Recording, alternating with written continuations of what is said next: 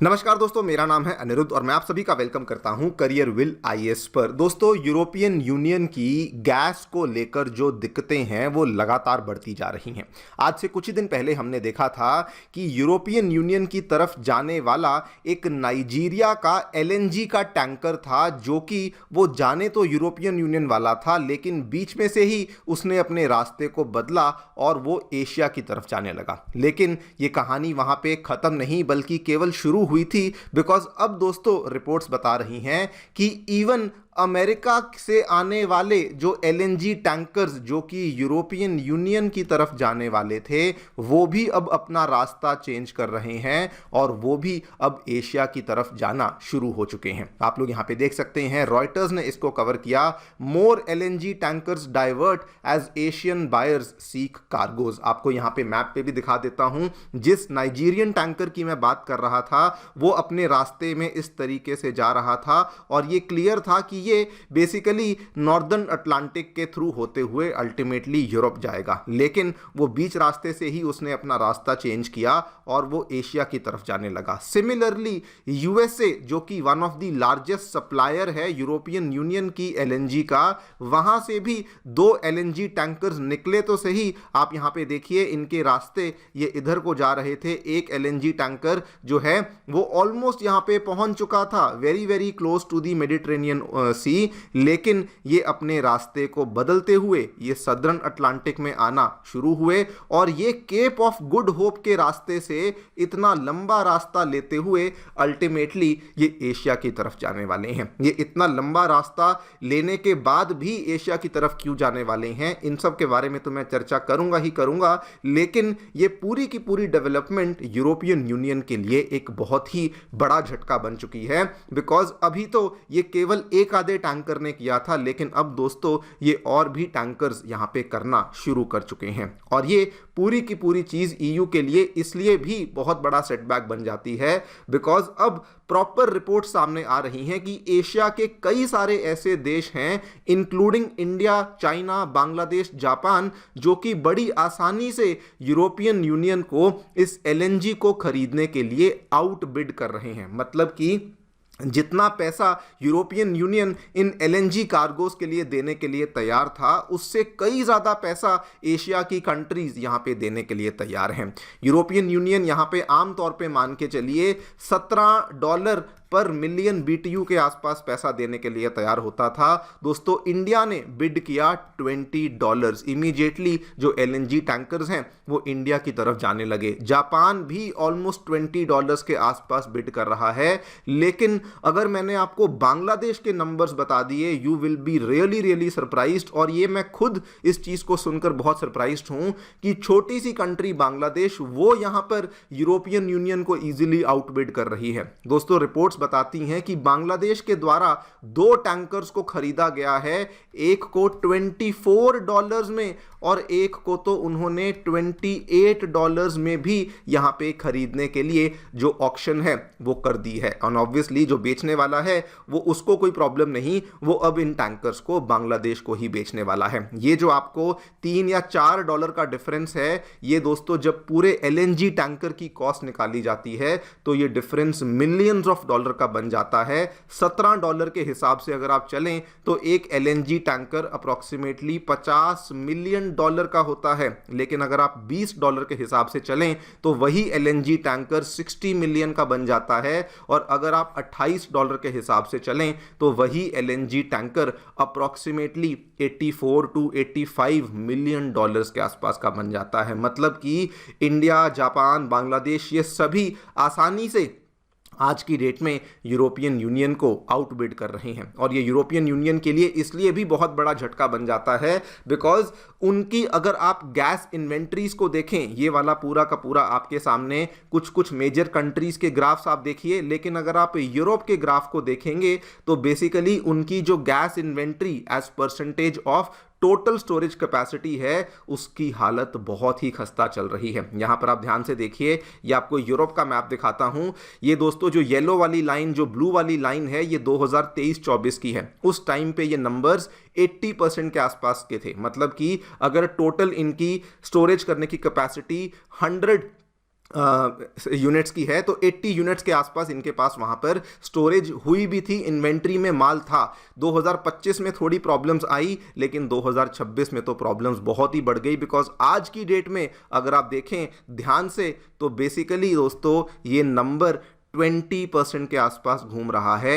इनकी हालत बहुत ही ज्यादा यहां पर बिगड़ चुकी है। इन्हीं सब चीजों के बारे में हम लोग चर्चा करेंगे। आगे बढ़ने से पहले दोस्तों बताना चाहूंगा कि करियर विल आईएएस की टीम इन सभी टॉपर्स को कांग्रेचुलेट करना चाहती है जिन्होंने फाइनली यूपीएससी के इंटरव्यू राउंड को क्लियर करके इस रैंक को प्राप्त कर लिया है। And we are also very very proud to announce कि इन सभी टॉपर्स ने अपने इंटरव्यू गाइडेंस प्रोग्राम के लिए बेसिकली करियर विल आईएएस की टीम को ही सिलेक्ट किया। आप यहां पे देख सकते हैं ऑल इंडिया रैंक 56 हुआ, 100, 125 और कई सारे ऐसे टॉपर्स हैं जिन्होंने अपनी इंटरव्यू गाइडेंस और मेंटरशिप प्रोग्राम के लिए करियर विल की टीम को चुना। All right, directly coming to the news, क्या देखने मिला है दोस्तों? हम सभी जानते हैं कि ग्लोबल एलएनजी मार्केट में सडनली एक बहुत बड़ा सप्लाई शॉक आ चुका है। और ये मेनली सप्लाई शॉक इसलिए आया है बिकॉज कतर, जो कि दुनिया के टॉप 3 एलएनजी एक्सपोर्टर्स में आता है, उनके द्वारा अपने एलएनजी के एक्सपोर्ट्स को फिलहाल के लिए रोक दिया गया है। और इस चीज का जो इंपैक्ट है ये पूरी दुनिया पे पड़ रहा है, लेकिन इस चीज का जो सबसे बड़ा इंपैक्ट है वो यूरोप के ऊपर पड़ रहा है। वो इसलिए बिकॉज जैसे ही कतर ने अपनी एलएनजी के एक्सपोर्ट को यहां पे करना बंद किया, सबसे पहले तो यूरोप के लिए जो नेचुरल गैस के प्राइसेस हैं उसमें 50% का उछाल आया। नंबर 2 पे जैसे ही ये हुआ, एक मैसिव एलएनजी बिडिंग वॉर शुरू हो गई between Asia and Europe, and Asia उस वॉर को बहुत ही आसानी से यहां पे जीत रहा है। आप देखते चलिए कैसे धीरे धीरे जो एलएनजी टैंकर्स जो कि पहले यूरोप की तरफ जाने वाले थे, अब वो एशिया की तरफ डाइवर्ट होना शुरू हो चुके हैं। ये आपके सामने सबसे पहले नाइजीरिया का एक एलएनजी टैंकर है जिसका नाम था BW ब्रसेल्स। ये बेसिकली इस तरीके से यहां से निकला और ये ऑब्वियसली यूरोप की तरफ जाने वाला था, लेकिन जैसे ही इसको मालूम पड़ा कि कोई ना कोई प्लेयर एशिया में ऐसा है जो कि इस एलएनजी टैंकर के लिए ज्यादा पैसा देने के लिए तैयार है, इसने अपने रास्ते को डाइवर्ट किया, ये नीचे आना शुरू हो गया एंड अब ये यहां से केप टाउन के रास्ते से होते हुए बेसिकली सिंगापुर चला जाएगा। सिंगापुर इसलिए बिकॉज वो एशिया का बहुत बड़ा हब है और वहां से इसको जो भी अच्छा प्लेयर मिलेगा, जो इसको अच्छा दाम देगा, ये वहां पर अपने आप को जाकर के एलएनजी को बेचना शुरू कर देगा। इस केस में दोस्तों क्या हुआ था, जापान के द्वारा बेसिकली $4 मोर ऑफर किए गए थे पर मिलियन BTU। एंड जैसा कि मैंने आपको स्टार्टिंग में ही बताया कि ये $4 की जो रकम है ये कोई छोटी मोटी रकम नहीं है। आज के टाइम पे अगर आप एक मॉडर्न एलएनजी टैंकर को देखें तो उसमें लगभग 3.25 मिलियन MMBTU के आसपास की एलएनजी होती है। अगर जापान 1 MMBTU के लिए $4 एक्स्ट्रा देने के लिए तैयार है, मतलब कि वो पूरे के पूरे एलएनजी कार्गो के लिए $15 मिलियन एक्स्ट्रा देने के लिए तैयार है। और इसीलिए आप देखिए कि इन लोगों को जब ये भनक लगी कि यस एशिया में इस तरीके से एक्स्ट्रा पेमेंट्स हमें मिल रही हैं, तो ऑब्वियसली ये लंबा रास्ता लेने के लिए भी तैयार थे और ये एशिया में अपनी एलएनजी को बेचने के लिए भी तैयार थे। लेकिन अभी जो बहुत सरप्राइजिंग देखने को मिला, इवन अमेरिका के द्वारा भी जो एलएनजी शिपमेंट्स को भेजा जाने वाला था टूवर्ड्स यूरोप, वो भी अब यूरोप को अबैंडन कर रहे हैं और एशिया की तरफ सेल करना शुरू कर चुके हैं। 2 एग्जांपल्स आपके सामने हैं, एक यहाँ पे सिमसिमा है, दूसरा क्लीन मिस्ट्रल है। इसकी पूरी डिटेल्स यहाँ पे लिखी हुई हैं।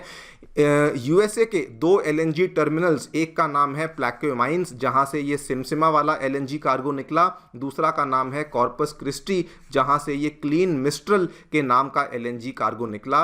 ये दोनों पहले तो नॉर्दर्न अटलांटिक में यूरोप की तरफ जा रहे थे, लेकिन सडनली जब इनको भी मालूम पड़ा कि एशिया के बायर्स और ज्यादा पैसा देने के लिए तैयार हैं, तो ये देखिए बिल्कुल ये यूरोप के नजदीक पहुंच चुका था, लेकिन सडनली इसने अपने रास्ते को यहां पे चेंज किया और ये भी केप ऑफ गुड होप के लंबे रास्ते के माध्यम से अल्टीमेटली एशिया के बायर्स में जाने वाला है। नाउ सबसे पहले तो ये यूरोपियन यूनियन के लिए अपने आप में बहुत बड़ा सेटबैक है। वो इसलिए दोस्तों बिकॉज जब से रशिया यूक्रेन में टेंशन शुरू हुई थी, उसके बाद यूएसए यूरोप के लिए बहुत ही बड़ा गैस सप्लायर बन चुका था। यूएसए के अलावा एक तो यूरोप अपनी गैस मेनली नॉर्वे से लेता था, थोड़ी बहुत रशिया से से भी लेते थे, लेकिन ये अमेरिका के ऊपर बहुत बड़े तरीके से डिपेंडेंट होना शुरू हो चुके थे। लेकिन आज आप देखिए अमेरिका भी यहाँ पे किसी का बेसिकली सगा नहीं है। जहां पर उसको बेटर रेट मिला, ऑब्वियस सी बात है कि उसने वहां पर अपने एलएनजी को भेजना शुरू कर दिया।